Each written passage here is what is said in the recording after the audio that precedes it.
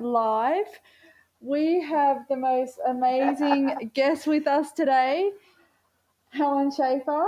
I am so excited to have you here. All the way from America.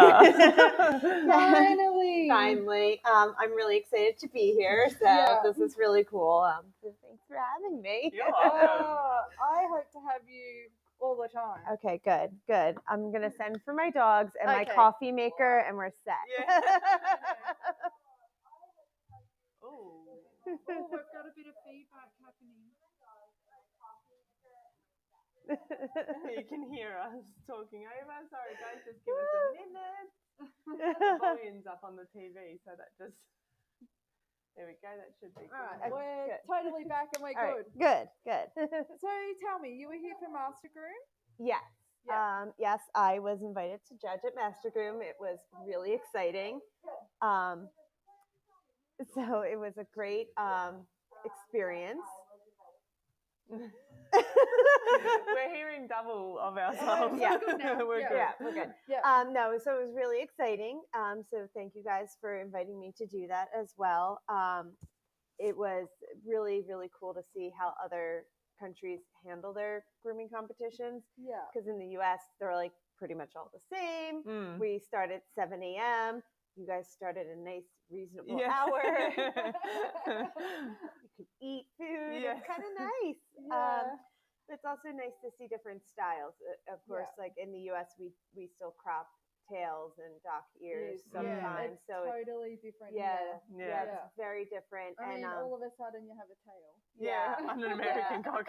Yeah. I mean, I kind of like them. I'm not gonna lie. And then it's because I saw a lot of you have your own blend of like the American. So the Bichons are still very American, and so are the Wheatons. But then the Schnauzers are more FCI. Yeah. So it's kind of neat, and it's fun to just see that because I see the same people all the time and the same haircuts. Yeah, I feel like that happens at the Worlds as well. That there's all these different styles of dogs and trimming, and like I love it. Yeah. Seeing how they groom around all other parts of the world. Yeah, I'm very excited for Belgium this year. So yes, me too. Yeah. So today or tonight, we are going to be grooming an American Cocker Spaniel. This isn't particularly my breed, but I'm all good. It's all good. She's got two people that absolutely love the breed. Yeah. They are wonderful. I have 3 at home. Yeah. 3? I only thought you had 1. No, I have 3. And a Bichon? And a Bichon. And nice. 2 Poodles and a Lakeland and a Staffy Bull Yeah, Terrier. but that's okay. Yeah, you have to have a short hair. You have to have a short hair. Exactly. And she's 17, so she rules the roost. Oh, sweet. We'll really be sad when she passes at the ripe old age of 25, having outlived everybody else in the house. So with Rocky today, what do you think we should do? So he's in a shorter, more maintenance type trim. So I think that we would do something that we do a lot of in America, which is like a bladed body with a longer, more stylized leg. Okay, yep. We call it a suburban over there. Yeah. Same here, yeah. Or a field trim, sometimes they call them field trims. Yeah. Mm-hmm. Hey, Rob? Yeah. So it still maintains that nice essence of the breed, but gives them a, easier to deal with coat. It does. It's a lot. So Rocky is mine, or now my mum's, definitely. My mum absolutely. She'll be watching. She will be. She'll probably say, yes, he's mine, and I love him dearly. She absolutely dotes on him. He lives the best life. He's living his best life, aren't you, Rocky? Yeah. So he's 8 years old now, so usually we do like to keep him in a bit of a trim that's more manageable for her and for me also. There's a lot. He likes to go out walking and camping. Well, it's nice when they get older and they don't have this big long, flowy hair, even though we love it dearly. It's so pretty. Yeah. There's nothing prettier than that 20 minutes that they stay clean after that. Exactly. All right, awesome. So we'll start his groom, I think. Let you guys do You're going to let thing. us? Okay. Sure. Spaniel people be little Spaniel people? Yeah. My Bichon. Yeah. Okay. All right. So what blade do you want to? What do you usually do first when you're doing? typically when I start doing a pet or maintenance trim, I do my Sanitary, which I know we've done most of already. Yep. So then I start with my body work because then I know how much, where I'm going to proportionately leave things. Yeah. You can balance out the haircut once you do your body, can't you? Exactly. And I like to keep one tool in my hand and use it all the way through before switching to another one. So that's helpful as well. So I think a 4 on his back. Yeah. It's a good start off, I think. Start. Yeah. It's a nice length that still leaves a little bit of texture and doesn't get too far into that undercoat that'll make them kind of dull sometimes, if you go over it too much. So they do have an arch in their neck. I'm clipping off his neck because, again, we're keeping him in a maintenance trim. He's got a lot of hair. He's got a lot of hair, but I also see a 5-blade over here, so we'll probably switch to that at some point just to give it a little bit more style in some of those areas that they are tighter. One of my favorite tricks for Cocker Spaniels, because even though we're clipping his body off and we're going to keep his legs longer, we still want to give him that essence. Yeah. A lot of people struggle with the pattern, right? So Pina taught me this. You stick your thumb, right underneath of their little bum hole, and then you wrap your hand around. Oh, wow, yeah. And then that's the line. That's the line. And then you can do it on the front too with the chest, which we'll do when we get to that side. And then you just make a match. Yeah, make it symmetrical. Yep. Good boy. Very good boy. He's very handsome. He's got a beautiful coat. Yeah, sure. Oh, yep. So any questions that anyone has, just make sure you pop it in the chat there. The text is quite small. I need to get my glasses. I need to get my eyes checked a bit more, but we'll answer questions all the way through. So please feel free to ask any questions in the chat. And how long have you been a Spaniel? So I actually got my first Cocker 8 years ago. Mine's also 8. All right, yeah. I'm gonna come around this yeah, side. Sure. And I got a Cocker because I wasn't very good at them. Yeah. It wasn't because I particularly liked them. I just was very frustrated grooming them in the salon. And so I was like, well, if I'm going to get better, I need to get the dog that I want to practice with. And so I got Lenny. And then I also got a toy poodle at the same time. All right, yeah. Which was a terrible, terrible mistake, having 2 puppies that are 2 months apart. Yeah. So they're terrorists in my household, but... They're the boss? No, Kuda's definitely the boss. The boss? Yeah, that's my 17-year-old. Yeah. But they try. So, I'm going to pop in, because as you were talking, you were measuring. So what were you doing? Okay, again, that's the same as around the back there. Your thumb on the poststernum. Prosternum? Yeah, I taught her this word while we were judging. Yes. I kept saying point of chest because that's what we call it in the U.S. because it's the furthest that the chest comes out. Yeah. So I learned new words. I'm also brushing up on my Spanish, so I'm getting a whole lot of language now. So it's my thumb is right above there, right above that breastbone or poststernum. Yeah, breastbone's fine. Breastbone's good. Yeah. Breastbone's good. Yeah. And then I stretched around, and that is that angle, the thumb to that middle finger here. That's where we want to clear off on the shoulder because we're going to leave these legs longer. And then if we were going to leave the pattern, we would set this in and there, and then make it match. Yeah. So you want the same line all the way across. Yeah, and in a full-coated Cocker, that shape of the shoulder and that shape of the thigh actually mimics the shape of their bevels. Yep. Right, so. And do you bring the clippers right up behind the ears, or? I do, and actually, because he has such a plushy coat, I think that we'll probably switch once we get the bulk of this off, just to give it a little bit more flair here by going to a lower blade. Yeah. It's a great way to accentuate even on pet dogs. Yeah. Accentuate the nice long neck. Great. And then one of the most important skills I think somebody can have is skimming off. And that's what I'm doing here. It's so that you don't create a harsh line on your pattern. If I just clipped down and stopped, I would make a break in the fur. I don't want that because all gun dogs are supposed to look really natural, and most pattern dogs are as well, with a few exceptions like the Chesky. Exactly. They're a little harsh, but you really want that kind of natural look.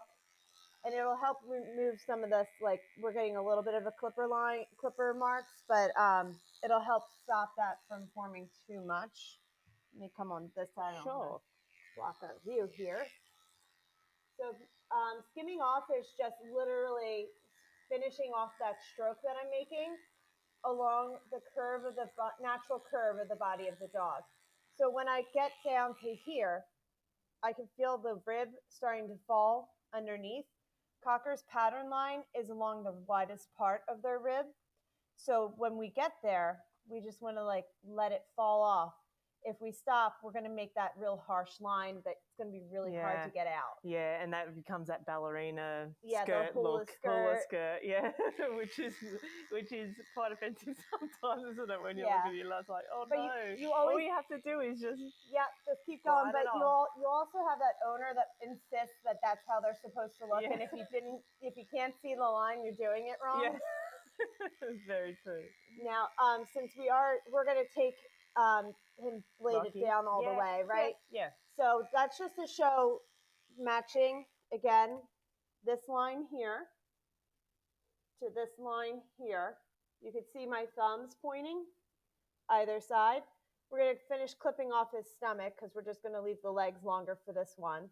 But this is a version of that suburban clip. Yeah, it's great. And then if you ever need to double check your lines, this is a great tip too. If you go like this and something's sticking out, it will pop up. When they're moving, isn't it? When they're moving. Yeah. But if you can check it right now and see, like, that would have to come off. Yeah. So we're just going to take all that off, though. Good boy. See, I'm so ingrained on my cocker patterns that I was just, we were giving you a skirt. We were giving you a skirt, Rocky. Janelle was going to let me, too. I was going to let you. Janelle's mom was going to call us. Yeah, she was be commenting. Going, she'd be in the comments section. Go in the comments section. Has she? I'm sure she has. That's good, Mum. And now, I don't know about you, Helen, but when the Spaniels, like I fell in love with them by watching Lady and the Tramp.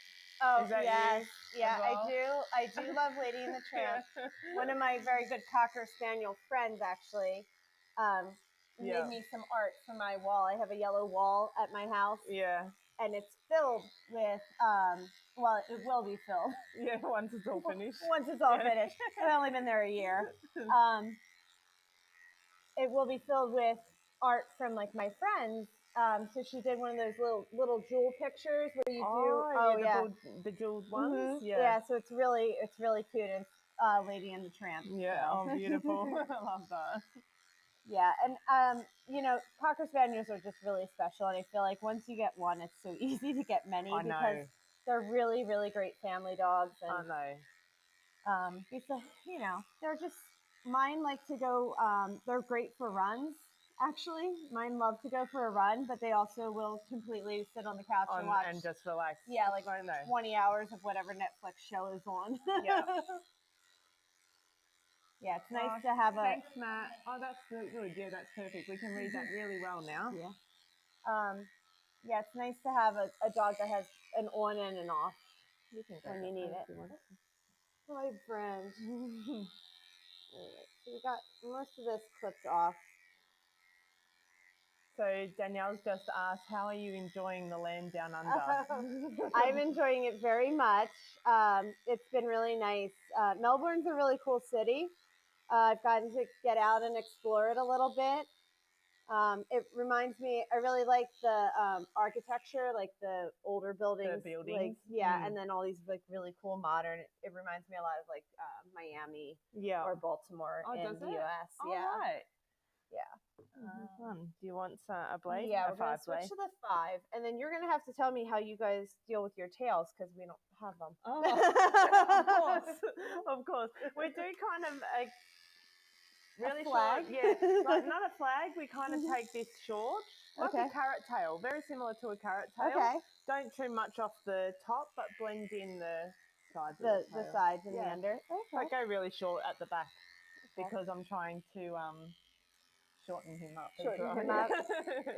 He's a bigger boy. Yeah, he's a bigger boy. Okay. So I switched to a 5 blade, and I'm just gonna follow this natural pattern from underneath of the bell of the ear down into the shoulder, and that just kind of cleans it up and it accentuates this pretty neck.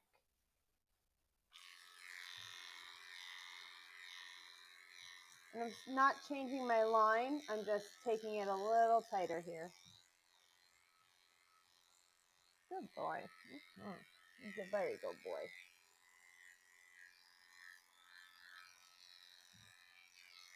What's your party color's name? My party color's name is Russo. Russo. And Russo, is it a try? Yes. He is? Yes, he is. I got him at 10 months old. I was going to import a dog from Verivici. Oh, yeah. Which I'm a like, famous kennel, yeah. Yes, a very famous kennel. Yeah. I'm obsessed with Pierre. Yeah. He's like my favorite Beautiful party dog, cocker. yeah. Super.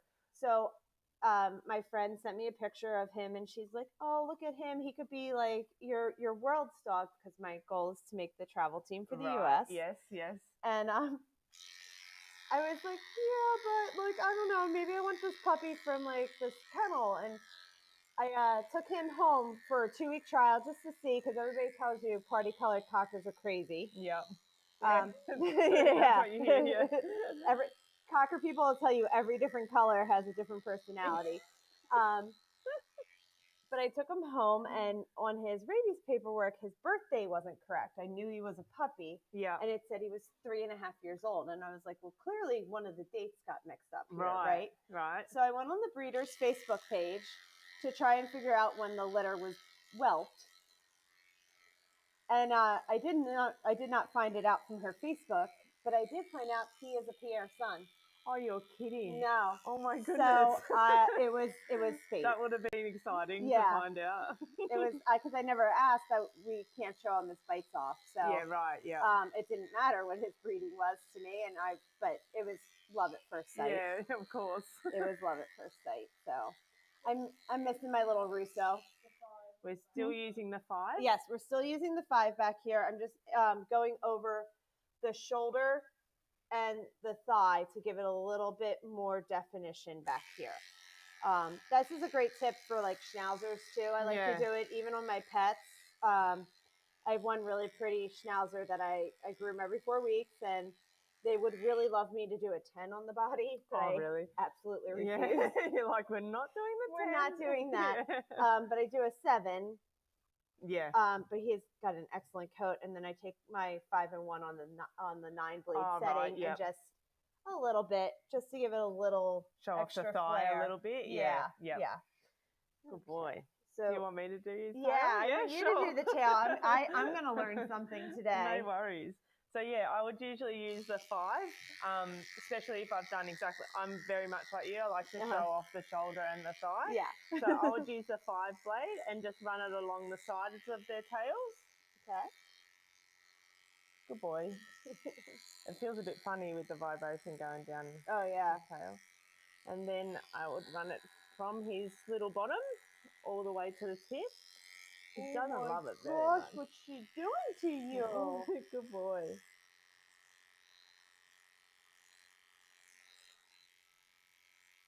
And then once I've done that, they kind of end up with a little mohawk on the top of their tails. You see that? Yeah. And then I would go in with my thinners and blend it all through. I would take the comb, comb that hair across. Okay. And then thin it off. Yeah. Okay. Just like that. Now, if you were doing one in a more breed standard pattern, would you still do just the 5 underneath, or do you clip any of that? Well, I would probably go really quite close, maybe with a 10. 10? Yeah. Okay. But I would see how their tail set is, Mhm. and depending on how their tail set is, if it's a bit lower, we're going to leave a little bit of hair in fill, here to yeah. fill. Don't want to tell everyone the secrets. And then we would work off the tail that way. But we'd like a nice clean tail. Terriers? Oh. That's a bit different. Well, Welsh A Welsh Terrier. Mel loves her Welsh Terriers. I love dandies. Do you? I love them. We don't have many here, which is a shame. It's a real shame. I compete with Kerry Blue Terriers. Yeah. And I own a Lakeland. Good boy. But dandies are really nice dogs. Yeah. Yeah. I wish I knew some more, but we don't get them much at all. That's one of the first dogs I ever hand stripped was a dandy. I had 3 as a client. Did you? Yeah, in Philadelphia, just randomly. And my friend who works like literally at the vet office, I work at a vet, and she works at the vet down the street. Right, yeah. And she just got a dandy puppy, so I get to live vicariously through her. Oh, nice. Yeah. Those big, beautiful eyes. They are. They're like the Benjamin Button of the dog world. Aren't they? I just love them. My favourite terrier, I'm trying to think while I'm standing here, but I actually really love, I think nothing looks better than a beautifully turned out Airedale. Oh yeah. I love a nice Airedale. I do like the bigger breeds. I don't know. I think they can be pretty impressive, but Airedales is definitely one that I love. I do. I considered getting an Airedale for a while, but then I was like, you have 3 cockers and they're in coats. That's it. You know what? And that's the only thing. Like having cockers and then having having spaniels and having terriers. That's a lot of work. It's a lot of work. It was okay for a while. Now I'm a little. Well, one of my cockers is cut down. He's in an Asian fusion trim. Oh, is he? Yeah. That's about it. What we'll do with the pet tail? Just like that. Oh, okay. Yeah. Little little shoe chat they are. So, what colours do these little guys come in? Well, they come in the black.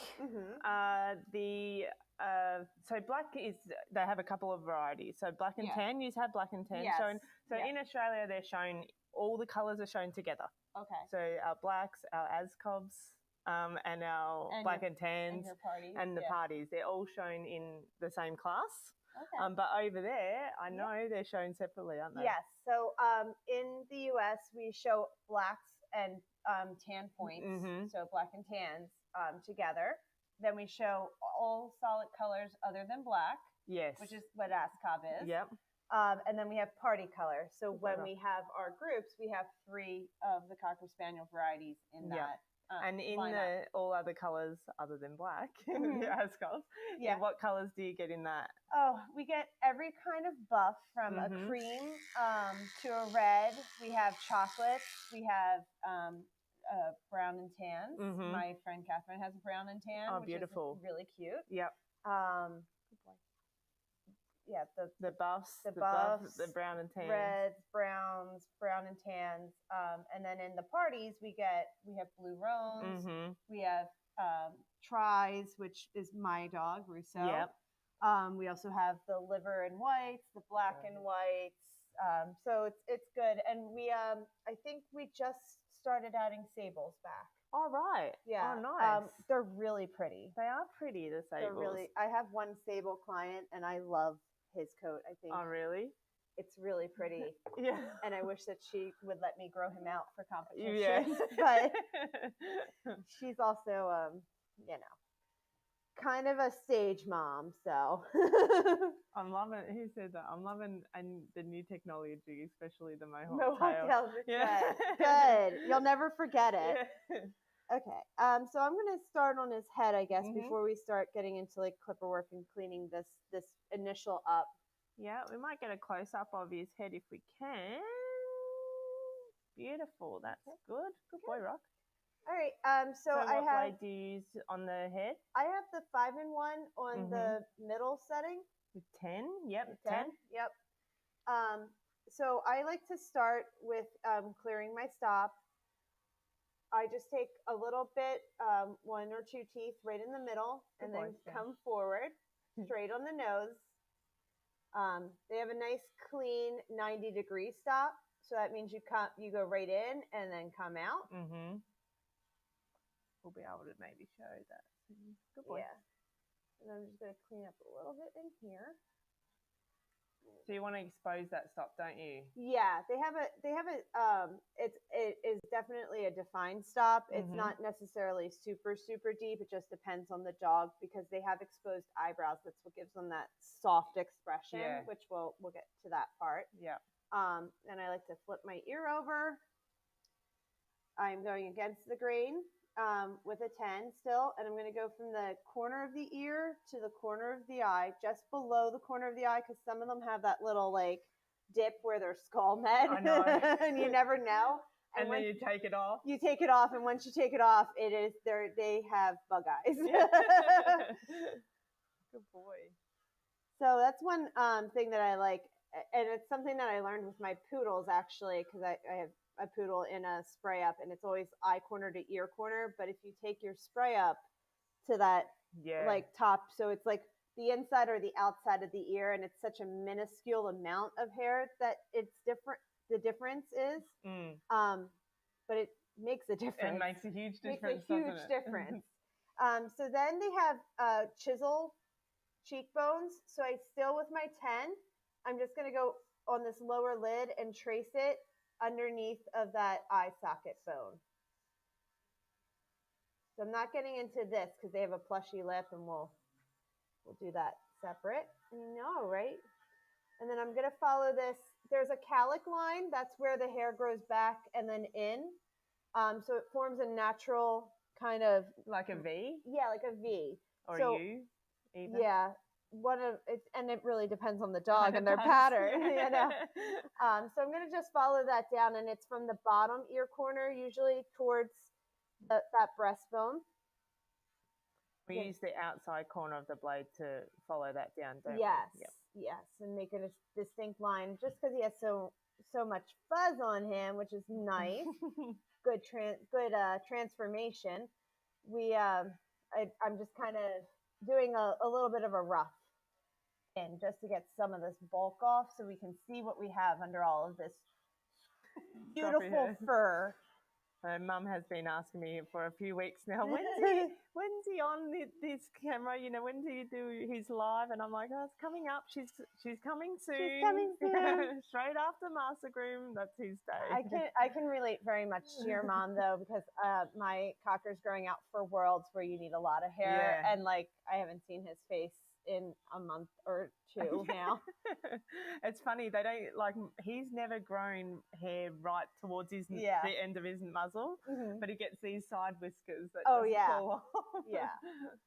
So again, just taking that blade and scooping out under that eye. Good boy. Stay there. He don't says, go away. God, some stranger's touching me.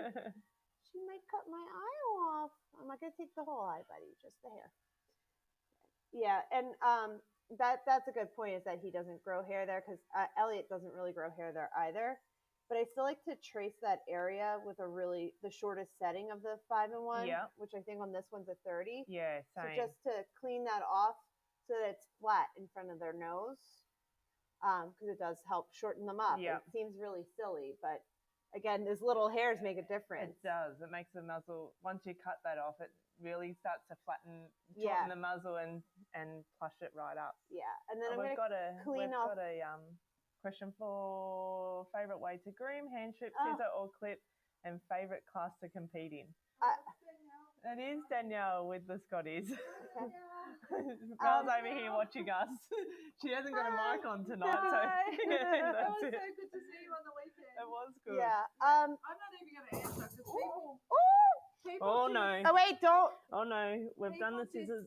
Oh no, you closed them. We could have shown them the trick. Oh, sorry. People just know my breed, so you know. Bichons for Mel, that's for sure. Or poodles. Yeah, poodles. Yeah. Gun dogs would have to be probably my favourite to compete with. mainly the Springer Spaniel. I love a pretty American Springer. Cockers are good. I loved competing with American Cockers, and I love competing with Rocky.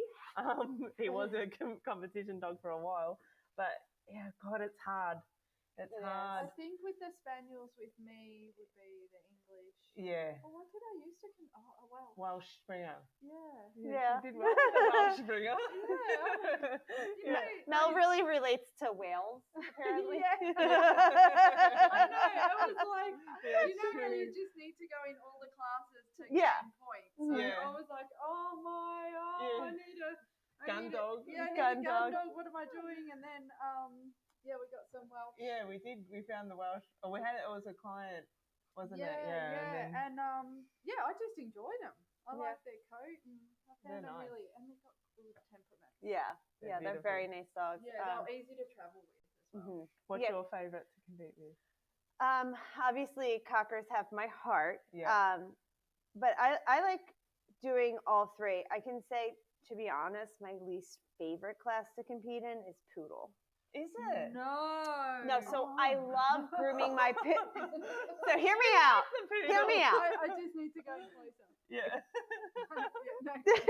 she's putting the table down. She's gonna beat me up, guys. I love grooming my poodle, but he's in a secondary puppy cut, which is very common here. Yeah, it is common. Yeah. Super common. It is not common in the U.S., and so a lot of people Don't know how to judge it. Yeah. And it's not because they're bad judges; they just don't see it, and it's really hard to be competitive with a Puppy trim. lion. Yeah.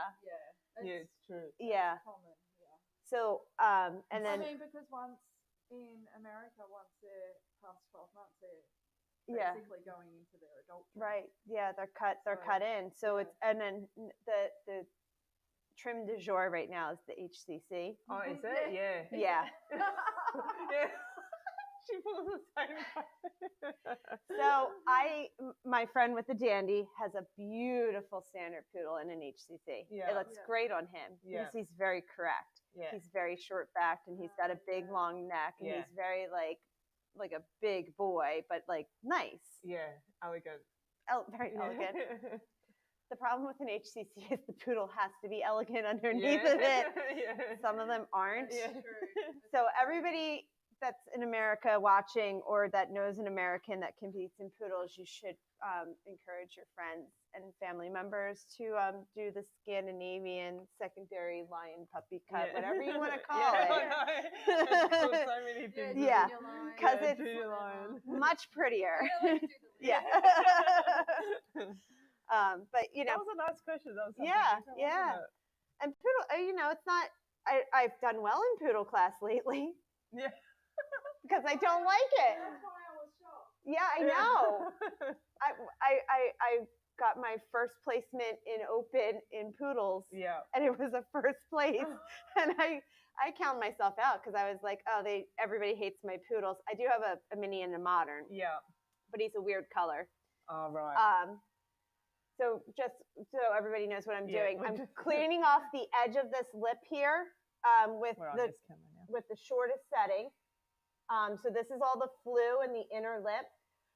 Why is it important? It's so important because they can get mildew in there. Mm-hmm. It folds in on itself and all this hair gets caught, and so can food remnants and everything else.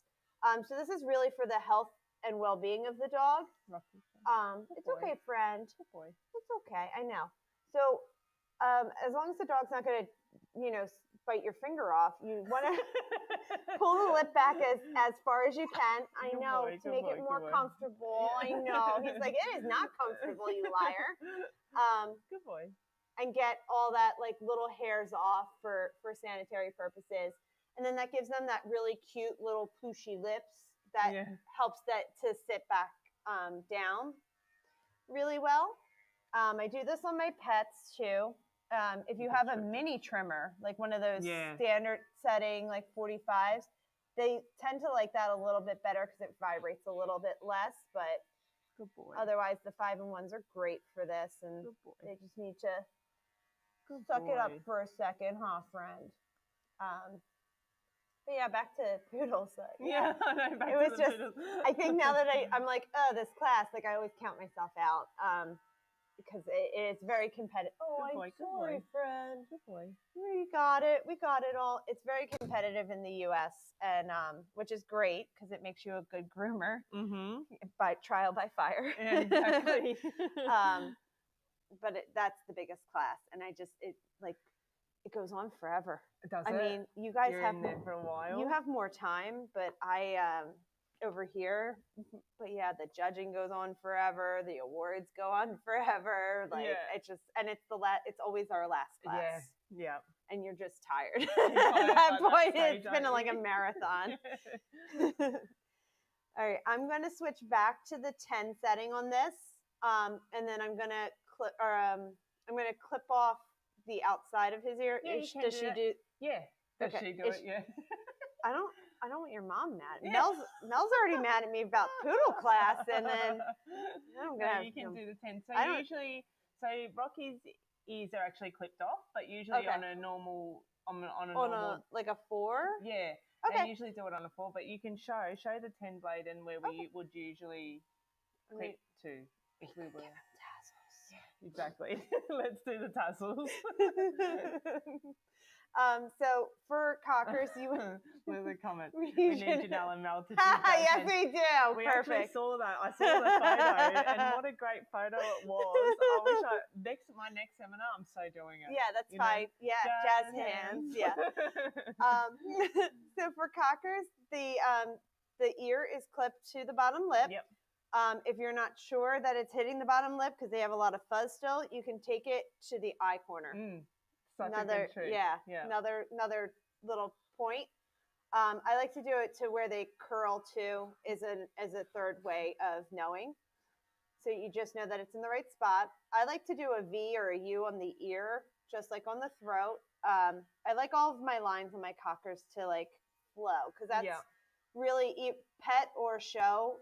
That's what it's about. Is they look like little floating furry angels. They do, don't they? You just want to cuddle them. Yeah. Again, for the 20 minutes that they stay clean. And we go with the lay? I am going with the lay. You can go against it as well for a tighter ear on like a show trim. But for pets, I like to go with, especially older dogs because they get sometimes those skin tags. Yeah. It's a lot safer. It's a bit safer. Yeah, it's a bit safe. Unless you know where unless you know the dog really well. And Rocky and I just met, obviously. And then is he okay if I clip around the inside? Very good. Usually we keep that really short. Yeah. So this is really important for health as well with Cocker Spaniels because they do have a heavy leathered ear. It's not just that they're yeasty. They get a bad rap for that. But it's that this ear leather itself is very heavy, and then they're heavily furnished ears, so they lay very flat to their head. And the reason for those heavy ears and the furnishing is that when they're flushing out spaniels, it brings up. It's like a funnel. Yeah, it works as a funnel with the smell, so it brings that smell straight up to their nose. Where so they smell from? They're not flushing grouse so much anymore, but they are definitely flushing out chicken nuggets and hamburgers. My dog Lenny knows exactly where every toy that we've ever owned is in the house, regardless of how long it's been underneath of that couch. Yeah. And I don't know if anybody else's is like this, but he wants a ball. We have like 20 of the same ball because he likes one type of ball. Oh, really? Right. Mm-hmm. But it's not good enough to just give him any of the balls that are like in the toy bin. If there's the one that he wants is under the couch, he will sit there and mark for it. Really? And he's not a quiet marker. He's we call him loudmouth Lenny. Yeah. So he will sit there and he will stick his nose there and wag his little nubby because again we still don't have tails. Yeah. We don't have tails. I think you called it a nubby. It's a nubby. And bark until we get that ball, and it will be exactly the same ball as the one that's in my hand. Yeah, but it's that one. It's that particular one. Yeah. Rocky loves all the fuzzy toys, the fluffy teddies. Oh yeah. And he has a whole basket full at home. He's living the good life. He's living the good life, aren't you, buddy? Okay. There There you go. Beautiful. That looks lovely. Yeah. So that's a cocker ear. We joked about tassels, but I wouldn't do that to her I mother. know. But if you ever did want to do tassels, you stick your thumb right on the edge there, Yeah. and then you just trace around your thumb. Trace around the thumb. That's Easiest way to set it. Yep. All right, Beautiful. let's Good do boy. the inside of this one. It's a lovely ear, Rocky. Yeah. He's a lovely dog. Huh. Yeah, and I like to do this because it really helps keep down the ear infections and makes it easier to clean them, and they get a slightly less stuff in there. Yeah, exactly. Helps the airflow come underneath as well. He's a good boy. Mm-hmm. And how often do you usually recommend for a Cocker Spaniel to see a groomer or? It really, really depends on their length of coat. Mm-hmm. So length like this, where we're doing like a scissored leg, I would say like every 5 to 6 weeks, as long as you keep it moderate. But the longer the coat, the more often they need to come in. And I feel like that's true of every dog, and we're just not very good at explaining that to owners. Yeah. My personal dogs get bathed once a week. I actually have a friend doing them while I'm here. Yeah, do you? I should say. They're coming the day after I get home too to help. And by help, I mean do all of it, because I'm just going to be there in physical form. Physical form, but mentally and spiritually, I don't know where I'll be. And are you competing? I remember you saying you were competing pretty much straight after. Yeah. You're gonna go and compete. We have this Super Zoo is one of the very, very largest pet industry, not grooming, but industry events of the year in the U.S. And that is pretty much 2 weekends from now. Right, yeah. 3 weekends from now. So not staying home much. No, I'm going to work, fly out to Vegas, do that competition. Actually, 2 of the girls from here are coming over. Yeah. All right. Yeah. And Mel's coming over. That's right. So we're really going to party. Yeah. We are? Yeah. Oh, I'm so excited. Yeah, it's the official launch. Not just Helen made a Facebook post. It's the official launch. We've got a standalone stand and with all our products. That's going to be so much fun. It is. Lindsay's going to bring Elliot over because I can't bring Dad. So there's definitely going to be a bichon on the stand. There has to be, doesn't there? Yeah, so I'm excited. Yeah, it'll be really fun. I'm more excited as well that I'm not competing and I'll get to have a look. Come over, have a look at the dog. I know. Have a good time. Have a good time. And then tell me all about it. Yeah. Good boy. Now that he's laid down, I see that we have this here, so I'm just going to clean that up. Like I said, we did a little bit of a roughie. Are you still on a 10? Yes, I'm still on a 10. For pets, I like to do the 10 pretty much all under here, and whether it's with or against. So I'll do sometimes their chin here against, just to make it a little shorter. And also because they can get like infected hair follicles. Yeah. Like little pimples. That's it there. Good boy. Is that just from it being wet all the time? From it being wet, and then I don't want to say that they're dirty dogs, because bichons are definitely worse. He seriously I know. Really?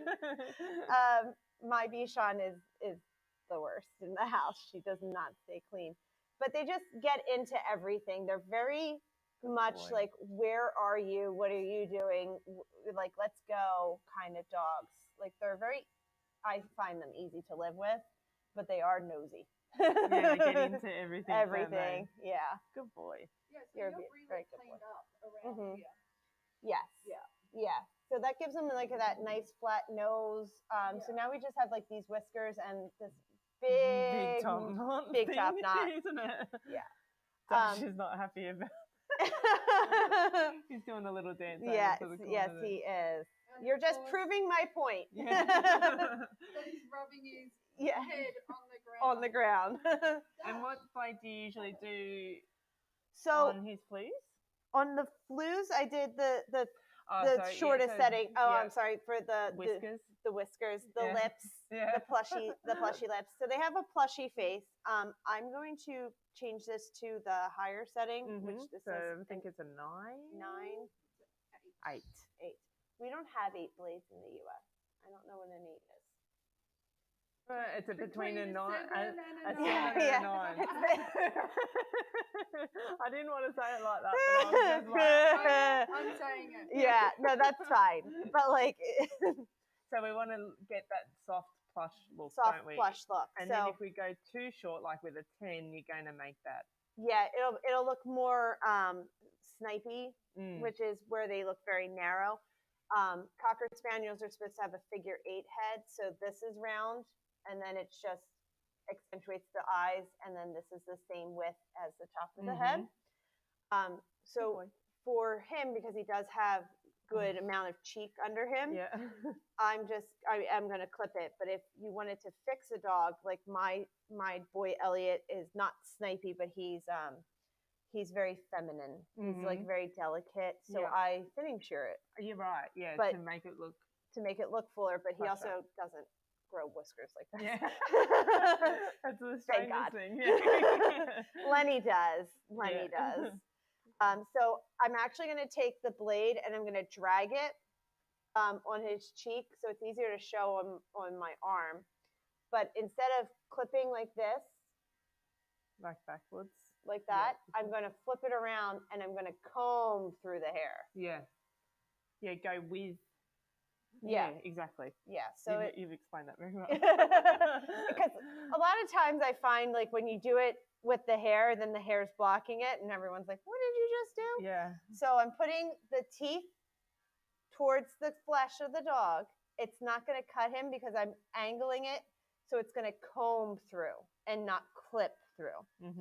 So it's not reverse. It's perpendicular instead of parallel to the skin. Yeah, I think they can see that. And then I'm just dragging it through, and it just gives us like. Sorry. Yeah, it's okay. It just gives a little bit of a velvety finish to it. I know, friend. He's like, this is silly. You guys are talking too much. Poodles, terriers. Pay attention to the cocker. Yeah. So good boy. I'll come around that side. Yeah. Maybe it might help. You can kind of, with dark dogs, it's hard to see. But if you look, you can see how like nice and plushy that lip is now. Maybe we might get even closer if we can. Because it really does look lovely. It's a nice little... He's so black. He's so black. He's beautiful. This is what happens when you use the best products, right? Yeah, exactly. I'm trying to figure out how I can... There we go. All right. So you can see like he's got this pretty lip here. But it's very, very velvety. There's no clipper lines. It's just soft and kissable. Isn't it, Charles? All right. Well, that's really what I love about them. So I'm going to go ahead and do it on the other side, make a match. Good boy. He's a good boy. So again, just combing it through, still on that 10 blade, or the 8, I'm sorry. Yeah. Which is between a 7 and a 9. Yeah, exactly. For those who failed counting in preschool. Yeah, maths.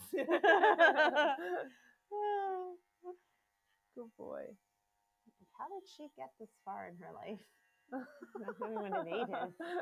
We also don't have 6s. Someone was saying that, I use the 6 blade, and we had them briefly for a little bit, but I don't know. Yeah, I haven't used many of the 6 or the 8. Or the 8. I'm a dinosaur. When I started grooming, we didn't have chunkers. I know, same. Even curves. Yeah, it took curves me were ages to get a pair of curves, and I will still grab my straights and use the straights. Are you like that? Yeah. Sometimes I'm just like, I just can't do it with my curve scissors. I need my straight scissors. Sometimes it's easier. Like I one of the classes I taught over the weekend was the scissoring class. Yeah. And I teach, like, a lot of times it is easier to use your straights. And you know, like chunkers are great, but they're still mostly straights. Yeah. And so if you can do it with a chunker, you could do it with your straights. Yeah. That pretty face. See how plushy that lip is? That looks it. Yeah, now you can see. Now you can see it. Yeah. All right. Well, when you come on over, you can bring a barrage of 8 blades, and we'll sell them all at Super. Yeah, true. Did you? Oh wow, Mel's just saying that she loves the 8. We're like, we've never heard of an 8, and Mel's like, it's my favorite blade. It's actually how I got.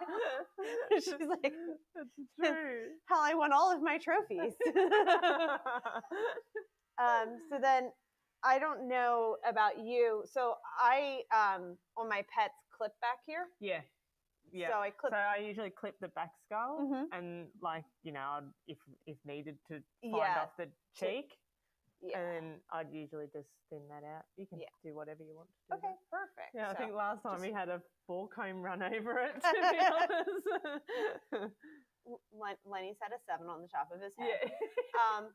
So I like to do like a little bow tie here. So it's from the ear corner to the back bell and then into the occiput. Yeah. And that, because they're supposed to have a dome-shaped head. Yes. Like, they have a crown, but a crown is just this. It's, if you take your thumb again and your middle finger, that is like the best indicators for a cocker. Yeah. It's just eye corner to eye corner, that round shape. That's where you want all that length. That's right, exactly. So if you do the bow tie, instead of just clipping it off, you can still leave a little bit to the tip.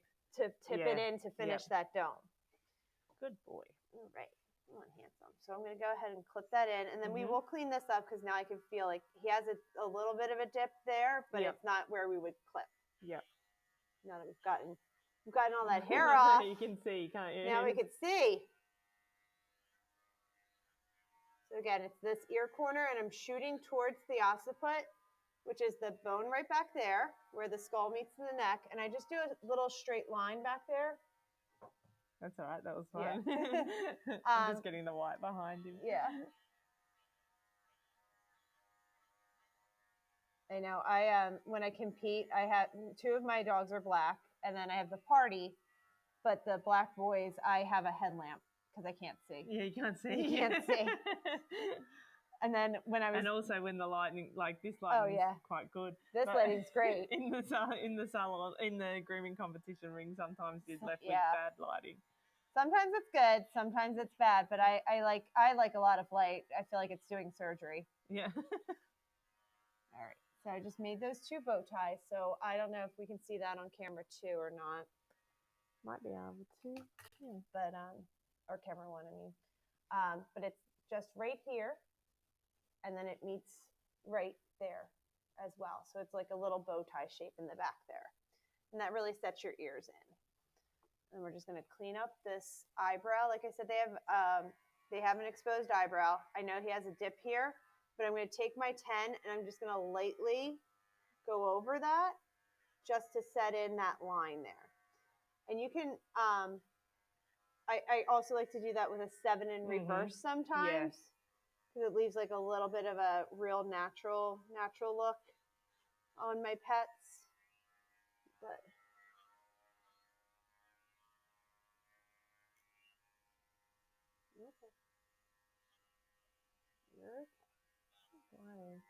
He's such a good boy. I'm going to do it again. I'm lightly going in front of the eye and just pulling off all that, any long hair that's hanging over the eyebrow with the clipper. It's just a time-saving tip. So I'm not really moving the clipper so much as I'm turning it. So that way you don't dig in and make a weird line. You're just kind of gliding over that area. Good boy. He's a good boy. All right. And how long have you been grooming for, Helen? I've been grooming for, this is my 17th year. 17? Yeah. Oh, that's good. Yeah. I was a project manager before I was a groomer, actually. Were you? Yeah, I went to university for management information systems. Yeah. And I hated it. It was terrible. Yeah. so I got a part-time job at the PetSmart, which is in right. the U.S. a giant corporation, and they train most of our groomers. Yeah. Um, So a lot of the groomers come through there. Yeah. Yeah, we've got a few corporate ones around here as well. Right. I was joking with the pet stock people because PetSmart has like 1,100 locations. Oh, wow. Right. And so their logo is a bouncing ball and their slogan is "Where pets are family." And then all of the pet stock smocks have pet smarts on it, and I was like, a bouncing ball? No, I'm waiting for that. Yeah. But I said, one of these days, one of the CEOs is going to come over here and see that. Yeah. And I said, you guys are going to get PetSmart has a barrage of lawyers. Oh, really? Did I? They're ridiculous. But for better or worse, they train most of our groomers.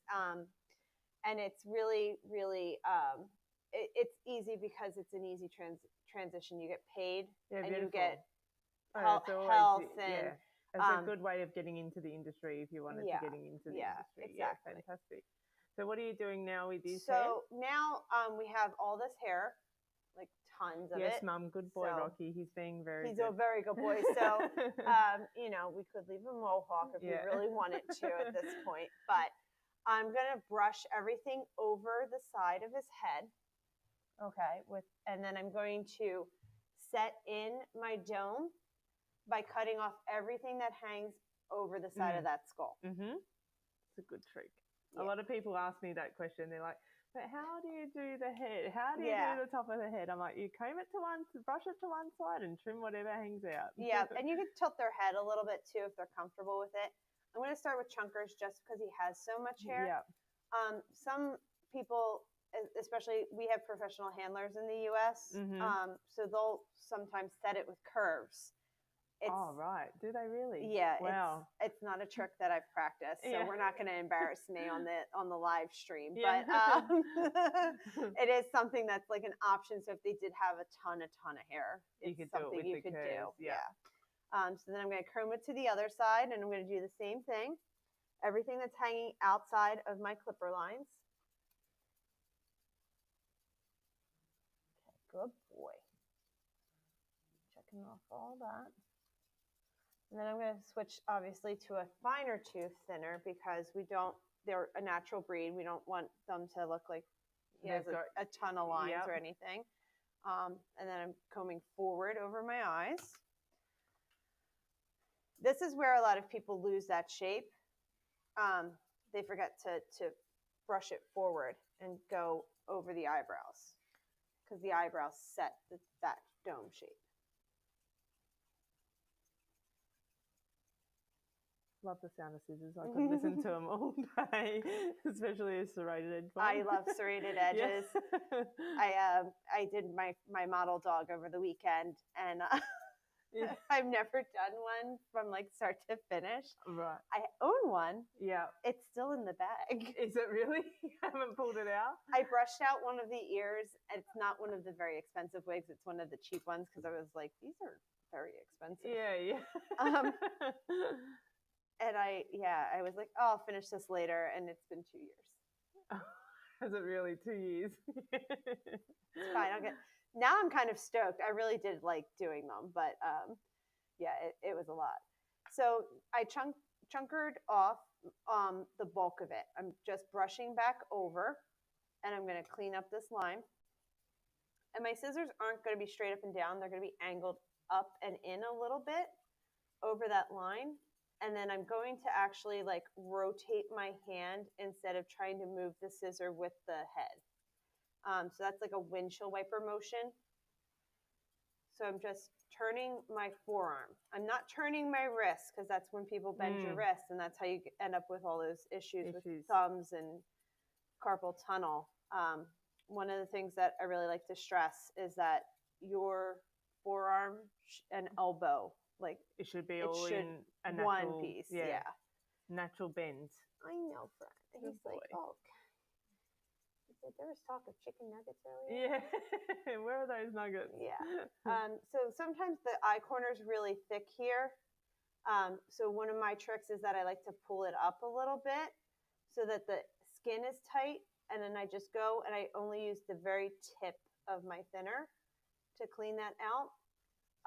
It's really a delicate area, as you can imagine. Right? Pretty boy, So but that- you're moving so far away from her. She's trying to hold on to you. He's like, I want to lay down again. Good boy. Take a nap. You want to look that way? You can look that way.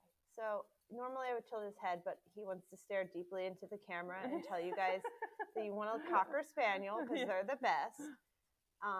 And that he's being horribly abused because there's no chicken nuggets. Right? Good boy. And we're disturbing his nap. All right. Oh, man. So I did those 2 lines, and now his head looks kind of like a pin. So then I go back over, and I go behind, same thing as I did in the front. Yep. I go back with the occiput, which I would probably do behind. stand, this way, so I'm not blocking anybody's view. But same thing, I'm going to windshield wiper along that pivot. Okay. And then we're just going to work this down real quick. We got We're gonna move on to the legs. Yeah, we're gonna move on to the legs so that we nobody besides Rocky's falling asleep here. Yeah. All right. So how do you like to do your legs when they're this short? Sometimes I will if I wanted to, I would run a snap-on comb, attachment comb over them. I don't go over the foot because I like to scissor in the foot, rather than use the snap-on combs. But we can scissor whatever you feel, whatever you like. Okay. I don't know. We have a snap-on comb. I don't think we grabbed one, but we can. We can do feet and we can do feet. Yeah. We can do feet and clean. They're not very long. So like style-wise, I would probably leave them. I'll lift the table up for you. It might be easier. I just want to get all this out of the way so everybody can see what we're about to do. So on my pet feet, just like my show feet, I trim in my bevels the same way. Because even though it's really small, we still want the essence of the breed. So normally I would start with the backs, but it doesn't matter on a pet because there's not enough hair for the back to matter. Yeah, and why would you start with the back? I know the answer, but so on a show trim, and right now I'm just clearing out any of the hairs that are sticking in between the paw pads. You can do that with clippers, but I know he's a little sensitive. We start with the back pad because there's not as much hair, the back hock or foot rather, on a show trim because there's not as much hair. Yep, that's right. So if you start with your front, you can usually bevel them all the way up to the elbow. Not an attractive look. Especially on a larger dog. Especially on a larger dog. Because the higher the bevel, the shorter your leg's going to look. Yeah, yeah. Because you're making so much foot. And you always want from the elbow to the foot and then the elbow to the withers to be proportionate on pretty much any long-legged dog. So for my feet, I would normally start with the backs, but because they're so short and I'm standing up here, we're going to start with the fronts. Exactly. So I comb everything down, make sure that there's no knots. That's really important. I know that we found a lot of knots this weekend, actually, not to rag on anybody. Everybody's a little out of practice, I know. But being knot free is really important because you end up having to correct less. That's right. You're not going to get snagged on anything. So I comb everything down. I take my hand and I push all the hair to the ground. And then I take my curves and I'm going to cut straight in front of the toenails without exposing them. And that sets the front of my front foot. And it's straight up and down because that's the end of the dog. Yeah. It's the end of the dog. It's the end of the dog. When I come to the side, though, I'm going to lay my scissor flat so I don't pinch any of the paw pad. So the blade is against his foot, and I'm just cutting off anything that's sitting on the table. and it's just angled kind of almost flat, just like slightly out, because that's going to give some height. You're a good dog. And go ahead and do this side, same way. It is to set them. That way, you don't need any of this hair. You don't want any. Yeah. So Yeah, so we're sorry. learning. We are learning. We're learning about this live streaming. But yeah, Mel just asked, is that what we would do if it was a full coat show coat? Yes. With a full coat? My goodness, Yes. that didn't make any sense whatsoever. I would do this if it was a show coat, because I don't want any of that hair touching the ground. They're supposed to look like they're floating. So if there's hair on the ground, they're not floating. Yeah, they look flat, don't they? They Yeah. look like they're melting. Melting, Yeah, yes. that's a word that we like to use. And I get dinged a lot because I never, sometimes, I say those words that I do that, but then sometimes I don't. Because he's so short, I'm going to pick up his foot to do back here, and I'm going to cut it right to the back of that front, the big pad, and then I'm going to make sure that everything else is not hanging off those pads. So nothing's below the toe beans, as we call them in the U.S. That's a very technical term. These Americans are really weird. Because this is where we float. So you can either pull them hair through with your fingers or a comb, just to make sure it's nice and clean. Come here, friend. I know. We just had a question about a poodle up on the screen that's just gone away. Here we go. Miniature poodle. Any tips for stopping her top knot falling forward? Oh, that's one for Mel, maybe. Yeah. Do you have any tips? Yeah, what are your best tips? Come in, join us. So the poodle question. Yeah. I have a miniature poodle. Any tips for stopping her top knot falling forward? So it depends on the coat texture. It is hard because sometimes as they get older, their coat can get a little bit thinner. Just the same as our hair. I know, mine's going.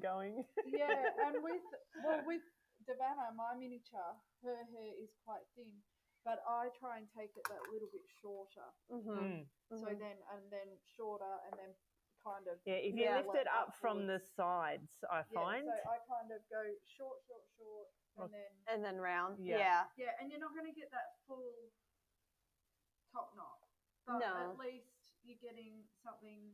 A little top knot that sits up. Yeah. And so like thinners would be good too, kind of like how we do an Asian fusion to make that little scaffolding. Yeah, and I find sometimes if you add little like steps for the layers for the hair to sit on, that can help as well. But as soon as you put too much weight on the top, that's when it's going to fall. Yeah. And so if you wanted to make little layers, you would just pull like a little bit down at a time. And then and then cut it. And then that's how I do my Bichon heads, because Bichons do have so much hair up there. Yeah. So then you would just cut it. This needs to go anyway. So and he's like, as long as you're not doing my front feet, I'm happy. He's like, this is fine. Yeah, he's like, this is great. The head's great. He's actually going to sleep. Yeah. Remember what he used to do in the grooming comps? I used to compete with him quite often, and he would fall asleep in the grooming loop, and he'd just sway. Yeah. And be like, okay, Rocky, Elliot does that to me. Time to wake up now. Yeah, like I said, they have an off button. Yeah. It's really very nice in a family pet. So while you guys were talking, after I cleaned off all that foot, I just combed this down and out a little bit, and then I just took my scissors and I angled them the same way that I did while all the hair is pressed down, just a little further out to make sure that there's, again, nothing on the ground. And although he's a pet, we like to give that a fuller foot look because it supports all of this column hair. And so then I'm just going to comb up. And then stand out of the way, it might get better. I'm going to just pull a little leg forward a little bit. I'm going to take one of these more of the, what you guys call them, fluffers. Yeah, I heard that as well this weekend. I was like, fluffers? I think I would call these a blender. fluffer. Yeah. That's not what a fluffer is. That's what I was told this weekend. That's what we were told. It's a blender. Yeah, I would call this it is a blender in the US too, but it does, because it's a more finer tooth blender than your actual blender. Yeah. Blender, so it takes out less I think hair. there might be Yeah. a brand that are calling them fluffers. Fluffers. So it's something in the New Zealand. They were all like, "Oh, new fluffers." So I consider these a blender because it's the same. Yeah, it's the same width as the chunker tooth, but the spacing between the teeth is finer, but not as fine as the thinner. So it's like that nice in between. And I feel like they're beautiful for creating amazing curves, angulation. They're just really, really nicely soft. Nice fish on. Yeah. The nice fish on. Bum. Yeah. No, I really nice butt. Yeah, nice butt. So you could do it for a cocker too then. So I just combed all this out, and I'm just going to blender off or fluffer off if you're from the Kiwis. Yeah. All of this hair that's sticking out of my elbow. And that's just going to give this leg some support without taking too much of the length off. And I'm shaking it just so that anything that's sitting out will just fly out on me. Right onto his shoulder there, don't you? Yeah. So I wanted to blend that in a little bit more. Now that he's standing up, I would maybe clipper it down. And it's, I don't know him, so it's kind of trial and error. But if you were leaving this as a more full suburban with like a little bit of a hint of skirt, you would want to leave this and just make sure that, especially the ones that wear a harness, you don't want to leave anything too extra here. They don't need shoulder pads, and you don't need those mats in your life. Underneath those armpits. Yeah. So I do the outside with the dog, kind of taking like a step forward almost, but not all the way up. So just real natural. He's not doing a salute or a high five. Yeah. And then when I go to do the inside of my leg, I pull it out at the same height, but then just slightly out the way the dog naturally moves. I don't know if we can angle him a little bit here for y'all. So it's like he's taking a step forward, but then he was going to lay down. So it's just slightly out, not very out, because their shoulders don't move like ours do. So you want to be very careful not to overextend the joints. It's just going to irritate the dog and make your job harder. I know I'm bending my wrist there. Do not do that, because I would normally be standing in front doing this, but I want you to see. And I'm just trimming off anything that's sticking out of the thickness of my line. So combs are your best friend. How do we show We're really trying here. We'll just do this leg and then... Yeah. Here's my flesh against his... We're going to cover you in a white cloth next time. I know. Okay, so at the moment she's just pulling the leg. Now we're going... I find that a good trick. Like if you lift the other leg, on the other side, you can sometimes comb the inside of the opposite leg. Yes. You see all the little bits and pieces? Yeah, and stand right there because they can see. So see all this against her white? That's what I'm clippering off when I have the leg up. And I'm just slightly taking it out. And then just everything that's sticking out of my line. Because parallel lines are universal on all dog breeds. Right? Yeah, definitely. Yeah. We want a parallel line. You want parallel lines. When you lift that leg and then you drop it down, it should sit parallel to the other leg. To the other. And then I'm going to pick up this leg. And so then I can kind of comb this up and see what's still hanging out. And I use a contrasting color. So the white apron, the pink tabletop, and just whatever's sticking out of the thickness of your line is what you want to just trim off. And that's what's really nice about these blenders is they don't leave a lot of tooth marks. Yeah. So that you can keep that, angle them the way you need to without creating more work for yourself. Yeah, and then you keep working. Yeah, and then the back legs are the same. I will show a quick knee trick because I know we're going over time. Good boy. So I'm just going to again cut in front of the front toenails, For a back foot, I pull the foot forward just slightly, and that helps bounce out those toes. Yeah. And then you just cut again, straight up and down. Another American cocker groomer taught me that. Yeah. Victor. Oh, really? Yeah. Victor didn't teach me that. Oh, really? No, I learned that from Chris Pulowski. Oh, right. It's a little incestual pool of knowledge here. It's like we all share our tips. But see, that's what's great about grooming communities, because I learned from them, you learned from Victor, and then now everyone's learning from us. Yeah, no, that's right. How right? Nice is Knowledge is power, and you pass it on. We just had a question from Jackie. Jackie competed under us on Saturday. You can do so I do both. I know what you're saying. So Jackie's asking, do you start from the bottom and up, or do you cut in your entire underline and then work it down?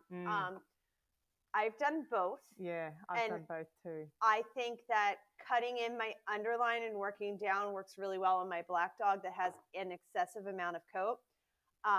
But when I tried it on my party, I ended up feeling like I pinched his foot because of the color difference. So I do both.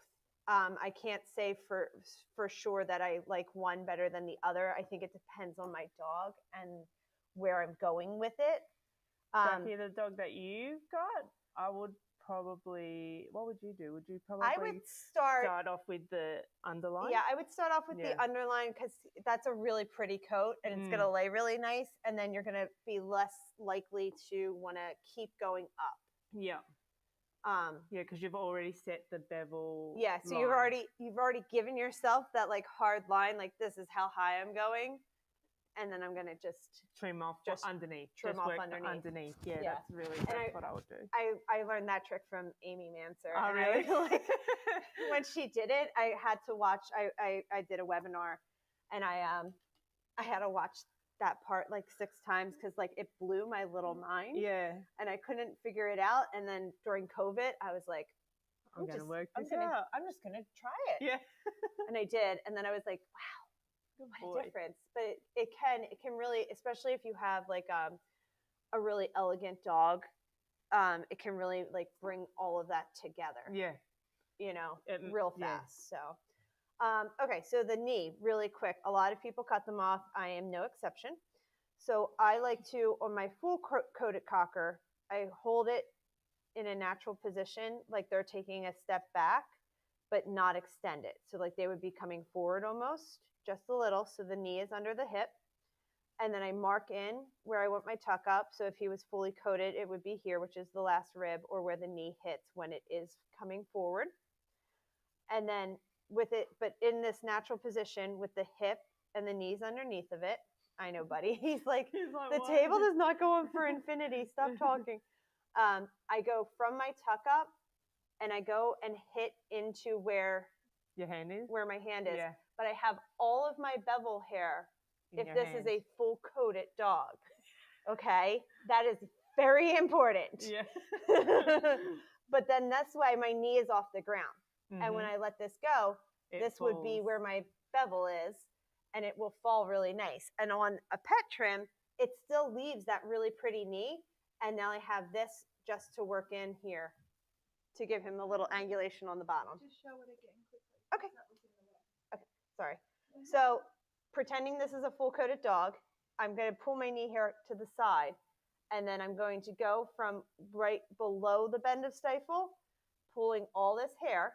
Okay, so pretending this is a full coated dog. And your hand goes below the hock. It's below the hock. So the hock is right here, this joint.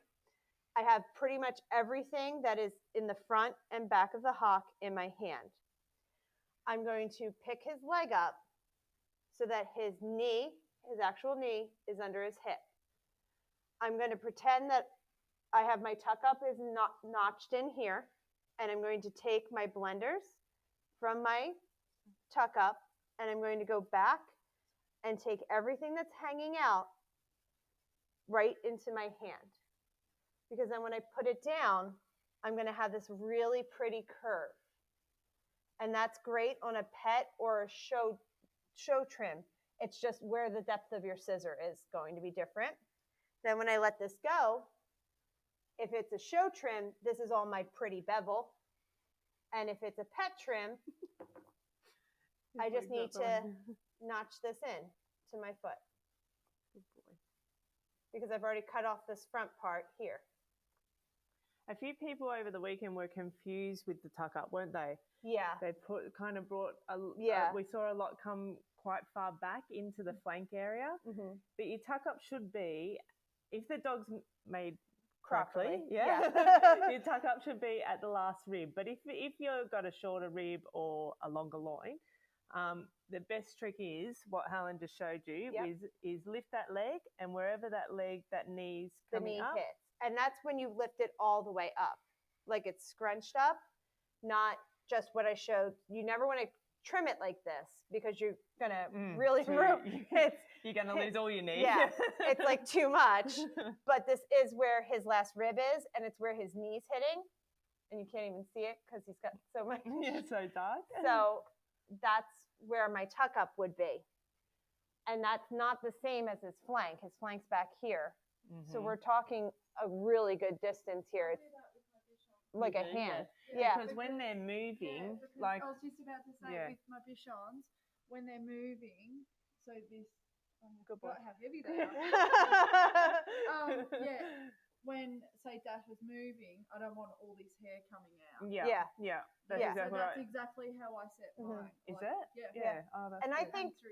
I think that the knee trick is great for pretty much every breed and every dog, because if your dog has a long loin, it's still proportionate to that pet, to that dog. Yeah, exactly. And that's the same reason why I like the butt trick and the chest trick, because I'm feeling the actual dog. The only thing I never really go by, unless it's very correct, is where the withers are, because most dogs are straight in the shoulder. Yeah, and high station at the withers. Yeah, so I want to bring them back and give them that nice longer neck and the really elegant look to it. Nice layer shoulder. Yeah. So should we call out the last question? Yeah, we should. I think so. I love that trick as well. Mel has to keep me on task. Everybody has to keep me on task. I will talk too much. Forever and ever. Good boy. And don't forget, guys, subscribe to our channel because we do a lot of lives. So we are going to take a break for, I think it's about 3 weeks, but then we're going to be back on the... Awesome. On the it's casual groomers, that's what we do. So we'll be back on the 5th of September. So because I'll be at Super Zoo cheering Helen on. And launching our product, so that's exciting as well. So I feel like I've learnt lots. You kind of forget, like when you don't do a breed for a long time, you're like, oh yeah. So it's a really good refresher for groomers.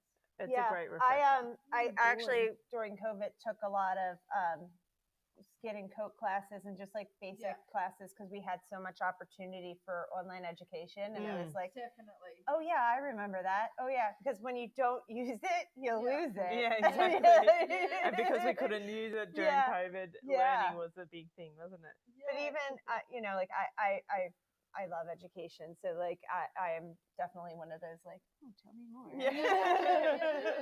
And why? Why? So was there any other questions from anybody? No questions? Yeah, we're all you guys have covered a lot. We did cover a lot. Good boy. Good. Well, thank you. He was a very good boy. Us, Helen. That was amazing. And I always have to wipe his ears out after they're being clipped down because he's just like, All right, guys. So we'll see you in a few weeks, and thank you for joining us, and thank you for joining us, Helen. Thank you for having me. And thank you, Rocky. Yeah, thank you, Rocky. He's like, can we go home on the couch now? He's like, And we'll see you guys soon. Bye. Thanks, guys. Bye.